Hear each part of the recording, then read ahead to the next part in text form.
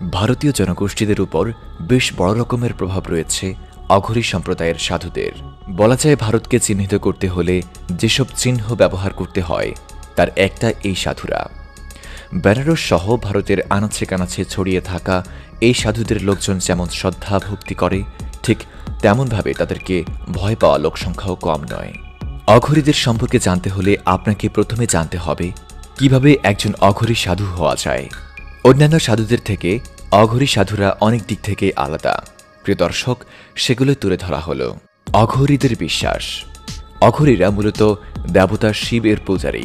তারা বিশ্বাস করে শিবই সবকিছু সৃষ্টিকর্তা, ধ্বংসকারী এবং সবকিছুর পরিচালনাকারী। শিবের মহিলা রূপ মৃত্যুর দেবী কালভৈরব বা মহাকালী। এর উদ্দেশ্যেই তারা প্রার্থনা করে এবং এই কারণে তারা মৃত্যু ভয়কে পিছনে রেখে আসে। অঘরীদের মতে শিবই সবকিছু। হিন্দু ধর্মের সব দেবতাই শিবের কোনো না কোনো রূপ, কিন্তু শিব তার সৃষ্টির কাছে যা দাবি করে তা প্রায় সব হিন্দু ধর্মাবলম্বীদের কাছে গ্রহণযোগ্য। তাই অঘরীরা শিবকে সন্তুষ্ট করার দায়িত্ব নিয়েছে। অঘরীদের বাসস্থান। কালো চুলের বিশাল চটধারী অঘরী সাধুদের সহজেই চোখে পড়ে। ধ্যান করার জন্য সাধারণত তারা সন্ন্যাসের মতো নির্জন জায়গাকেই বেছে নেয়। এছাড়াও হিমালয়ের ঠান্ডা গুহা, গুজরাটের নিষ্প্রাণ মরুভূমি, এমনকি বাংলার ঘন জঙ্গলেও তাদের দেখা মেলে। তবে বেনারস শিবের প্রিয় জায়গা হওয়ায় গঙ্গার তীরেই অঘরী সাধুদের সবচেয়ে বেশি দেখা যায়। অঘরীদের পোশাক। অঘরীদের জন্য চুল বা গোঁফ দাড়ি কাটা নিষিদ্ধ। সাধারণত কালো পোশাক পরতে দেখা গেলেও অনেক সময় তাদেরকে দেখা যায় অর্ধনগ্ন অবস্থায়। সন্ন্যাসে ধ্যান করার সময় তারা পুরানো মৃতদেহের ছাই সারা শরীরে মেখে তার উপরেই বসে ধ্যান করা শুরু করেন। এ সময় তাদের পরনে থাকে শুধুমাত্র একটি কৈপন। এছাড়া রুদ্রাক্ষের মালা আর মানুষের খুলিত গলায় রয়েছেই। এছাড়াও মাঝে মধ্যে তাদেরকে দেখা যায় সম্পূর্ণ নগ্ন অবস্থায়। পার্থিব সবকিছু ঝেড়ে ফেলার উদ্দেশ্যে তারা এটি করে থাকেন। অন্যান্য সাধুদের চেয়ে অঘরীদের একটি বড় পার্থক্য হল খাবার। অন্যান্য সাধুরা যেখানে নিরামিষী, সেখানে অঘরীরা খেতে পারে যে কোনো কিছুই। আবর্জনা থেকে শুরু করে মানুষের মাংস, এমনকি মানুষের মলমূত্র পর্যন্ত তারা খায়। কারণ তারা বিশ্বাস করে শিব সবচেয়ে খারাপের মধ্যেও বিদ্যমান। অঘরীদের মূল মন্ত্রই হচ্ছে নোংরামির মধ্যে বিশুদ্ধতাকে খুঁজে বের করা। তাছাড়া তারা বিশ্বাস করে মলমূত্র খাওয়া তাদের ভিতরের আত্ম অহমিকাকে ধ্বংস করতে সাহায্য করে। বেঁচে থাকার জন্য তারা যতটুকু দরকার ঠিক ততটুকুই খায়। তাদের কাছে খাবারের স্বাদ বা চেহারা কোনো বিষয় নয়।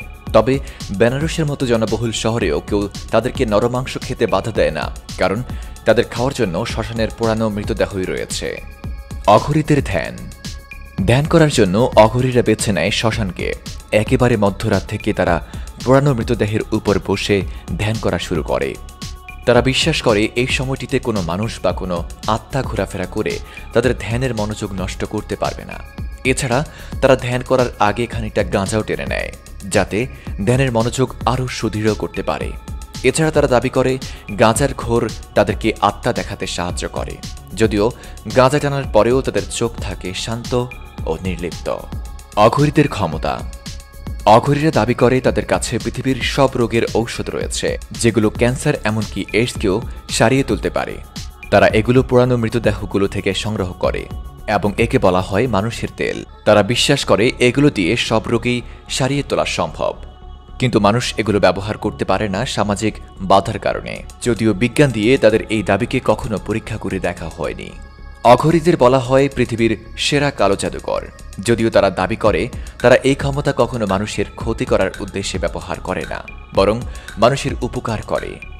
কোনো অসুস্থ মানুষের রোগকে তারা কালো জাদুর সাহায্যে মৃতদেহে ঢুকিয়ে দেয় এবং মৃতদেহে পুড়িয়ে রোগটিকে ধ্বংস করে ফেলে। অঘরীদের মূল মন্ত্র। নোংরামির মধ্যে বিশুদ্ধতা খোঁজা। অঘরীরা বিশ্বাস করে ডান বা ভালো পথের চেয়ে বাম বা খারাপ পথ দ্বারা দেবতার সান্নিধ্য পাওয়া যায় খুবই দ্রুত এবং এটি কার্যকর হয় আরও গভীরভাবে। যদিও এভাবে সান্নিধ্য পাওয়ার মতো সাহস শুধু অঘরীদেরই আছে। অমাবস্যার মধ্যরাতে তারা কালীকে খুশি করার জন্য মৃতদেহের সাথে মিলিত হয়।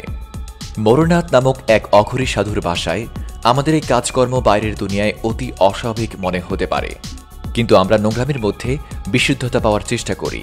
যদি কেউ মৃতদেহের সাথে মিলিত হবার সময়ও দেবতার উপর মনোযোগ রাখতে পারে, তবে বুঝতে হবে সে সঠিক পথে রয়েছে। এছাড়াও তারা বিশ্বাস করে এর ফলে তাদের মধ্যে অতিপ্রাকৃত ক্ষমতার সৃষ্টি হয়।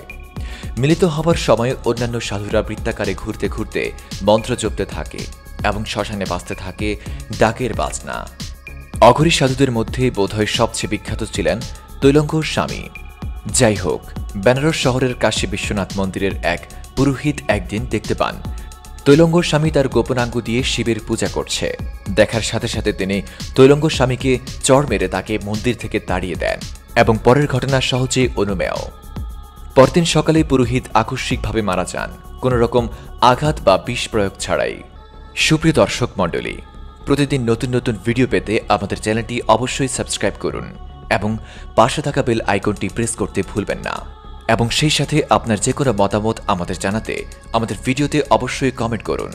আশা করি আপনারা সবাই ভালো থাকবেন এবং সুস্থ থাকবেন। ধন্যবাদ।